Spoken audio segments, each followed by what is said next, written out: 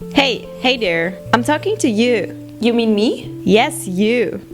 What are you doing? I'm just sketching. Have you ever completely finished a sketchbook? No. Hey everybody, today I'm talking to everyone who struggles to really find the time to create art but still wants to finish a sketchbook, but it seems to be taking forever. Today I have some very quick, very simple art and painting ideas for you that you can recreate in your sketchbook, and also some tricks on how you can fill your sketchbook more quickly. Filling a sketchbook really doesn't have to be a race, but sometimes it's a really good feeling when you can fill a bunch of pages more quickly. So let's head right into this sketchbook, and for the first idea I have these two paintings ready because my idea here is to cut out art that you have lying around. I'm sure you have some loose doodles, paintings, whatever it is that might fit in your sketchbook. Then paint a little background and just glue it in. Honestly, I've done this so many times, and a bunch of my sketchbooks are filled with these. And you can see I have a landscape and this little squirrel. The squirrel I did for a course that I made for Staedtler, and the landscape I actually did at kind of a meetup for artists, and that was a little bit of a strange experience because everyone was drawing anime, manga stuff or portraits, and I was the only one there painting landscapes. And I don't know, it felt a little bit surreal, and I went there right before COVID hit, so I never went again. But I'm considering maybe I should go there again. I don't know, and just do my thing and paint my landscapes. You can see I did these little swatches on the side of it, and just like that, we filled an entire page spread. So really, I urge you to stick in your loose artwork, whatever it looks like, put it in your sketchbook. I wanted to remind you again that I have a course about sketchbooks. And why would you get a course if you can get all of the content for free on YouTube? Because there's a lot in the course that's not on YouTube. There's a lot of the things that I wish I had known years ago, especially when you're struggling to really fill a sketchbook and actually finish it, or when you sometimes feel demotivated or uninspired. Then this course is really going to help you to spark that little bit of inspiration that we sometimes need. And it's going to show you how to make this practice actually fun and to go through with it, even if sometimes it might be hard. And you will learn that that pays off in the long run. And so I put my whole heart and all of my love into that course and really wanted to share everything with you in a very structured way that offers a lot more opportunity to grow than my YouTube videos. I will leave the link to the course in the description box as always. And for the next page, I did a window. So you can see I'm rigorously cutting out a part of this page. Do this with sketchbooks that you don't feel too precious over. I don't really love the paper in this sketchbook. It's good enough for me to finish the sketchbook, but it's not the best quality paper. So this is my experimental sketchbook in a way. And you can see I painted the window itself a gray tone, and then I started to paint what's behind this window. And the reason why I show this in this video that is supposed to help you finish your sketchbook more quickly is because, of course, you are covering a lot of pages here. You are doing the window page and the other page at the same time. You could even paint the window page on the back as well and do another window to the left page here, but I only did it in one way because that was much quicker, and that's the point of the video. It's supposed to be quick, and because of that, I also made sure that I don't go overboard with what's behind this window. I could have added so many more details, but for the sake of being quick, I decided to only do this very simple green background and a few leaves and branches in the foreground. And we have these little creatures, and I don't know what they are. They're not bunnies, but they look kind of similar because of those ears. But they're kind of spiky. You can see it here. It's a little bit spiky. Maybe like a hedgehog bunny mix, and something else is in there as well. I asked you on Instagram what you would call them, and this is what you all responded with. So let me know in the comments down below which of these names you like most, and maybe you also have some ideas what we could call these creatures, whether it's the name of the species or the name of these two specific creatures. I would love to hear your thoughts. And you can see now I'm painting on a separate sheet of paper, and I'm just making a green color with lots of different green tones in there, and made sure I have a little bit of a watercolor texture on there. So I added in some water, like plain water as well. And you can see we have a little bit of this watercolor texture here now. And I just drew the outlines of some leaves, and then I cut those out. So we have all of those separate leaves. Make sure that the paper you do this on is a rather thick paper, not too thin, so it's sturdy enough for the leaves. And I just glued those leaves on there. You can see the gray of the window. Those are supposed to be rocks. And then we have those leaves in the foreground. I think that adds a lot of dimension.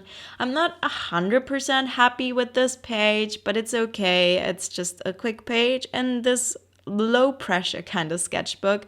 If you are a real perfectionist, a sketchbook like this could really help, and doing something like this could really help, because you might feel reluctant to cut up your pages, but it might actually really help you. So this is the 3D kind of page. I like that it's three-dimensional. Then I found this in my drawer of scraps of things. I really recommend having a drawer with things that are pretty that you would like to put in your sketchbook or art journal.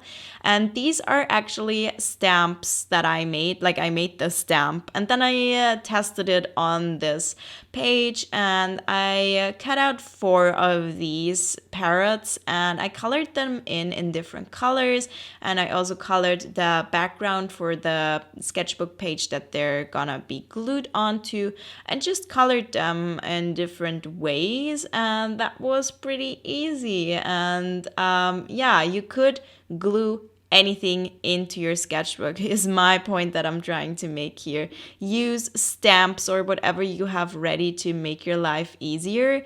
Here's the page spread of this. And now I want to take a moment to commemorate my little hamster who recently died, but she was already 3 years old, so it's not too sad of an occasion. Of course, I was a little bit sad, but she was 3 years old. This is like ancient for a hamster. I'm sure there's some hamsters out there that are older, but honestly, 3 years in hamster years is probably 100 in human years. She was the oldest hamster that I've ever had. I had a few over the course of a few years, because they don't live that long, and I always had the cage ready, so I thought I'd just get another hamster. But this time I really want to sell the cage because, yeah, hamsters are not really that happy living in a cage, to be honest. She had a gigantic cage, like really, really, really big, and she hated every second of it. She always wanted to be free, and every single hamster that I had so far, even though they had very big enclosures, always wanted to escape and be free. And she had this weird habit of licking the glue of the glass cage. It was really odd, but it was also kind of funny. I just hope that now she is free wherever she is. I really, really hope that she can be free and roam around and just have fun. Like, there were a few occasions where I thought I'd just set her free because she was so miserable. But of course, that would have been the death of her, so I didn't do that. You can see that I wrote her name. She was called Sappho, and I also painted a few flowers around there. So the idea that you can recreate here is to paint your pet or just any animal in different angles and make sure it's not too complicated, like really simple. She was basically a blob with eyes and feet, so I made sure to do that.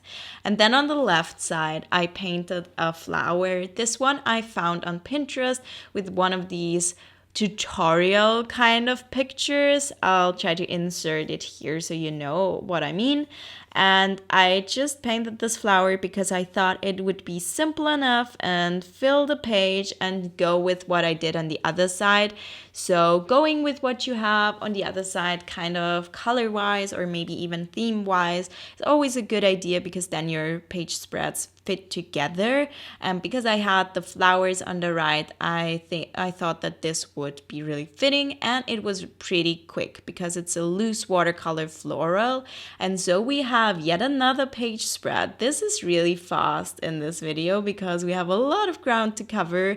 Now we are doing a very simple landscape. This is especially good if you're a beginner or you want to try a new paint medium. I was using gouache here, and if you want to learn more about gouache, I also have a step-by-step landscape course, and I also did a very extensive course about gouache. The doors to this one are currently closed, but I will reopen it probably in fall, so stay tuned for that in case you missed that. You can see on the left side we have the very simple landscape with a desert and a cactus, and then on the right we have very simple strawberries. So if you want to fill your sketchbook quickly, I recommend going for simple things, especially with paint. It's so much easier compared to if you were using colored pencils or just a pencil in general. Any dry medium takes so much more time for me compared to paint because you can cover a lot of ground very quickly. So if you've never tried that before, I urge you to give paint a try. And you can see I'm already on to the next page spread, and here I did this simple cloud landscape. So I just did these doodly clouds here, and I left some white space in between all of the colors. I don't know if I like this or not. I mean, I kind of feel that it looks like I rushed it a little bit, which is exactly what I did. I rushed it, but I mean, it is a sketchbook and you can explore new concepts with much less pressure. So if you create something that you kind of like, but don't completely, then you could on the next page try it again a little bit differently. I've done this before where I really liked the concept, but didn't really fully like the execution. So I just did it again. And sometimes I even did it 3 times. And in the end, sometimes it turns out to be really, really good. And you can see that I'm also again adding these colored swatches here. What I do with these is just add stripes basically with colors that kind of go with the painting that I did. I used the colors for the painting, what I still had left over on my palette, and mixed some more shades in between that. So this could be a good practice if you like to practice mixing paints. And on the right side, I didn't really feel like doing anything sophisticated, so I decided to just do blobs and doodles. This is a very relaxing to do, very meditative. You don't have to think about it too much, and it can go really quickly. So I did the bigger blobs, and then I added in smaller and smaller ones, and of course I put my hand onto the wet paint.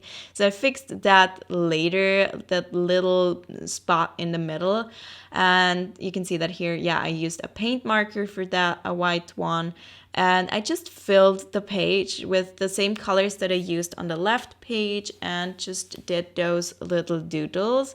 And this is my last page spread for this video. I really hope that you enjoyed all of those ideas and all of those tips. And let me know if you'd like to see more videos like this. Subscribe to my channel, and I'll see you next time. Goodbye.